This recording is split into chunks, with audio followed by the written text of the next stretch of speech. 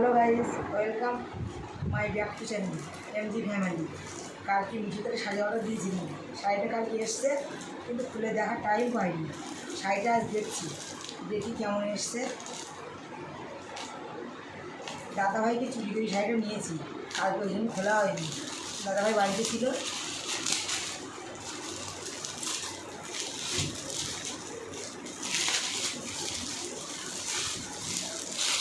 শাড়িটা এই যে,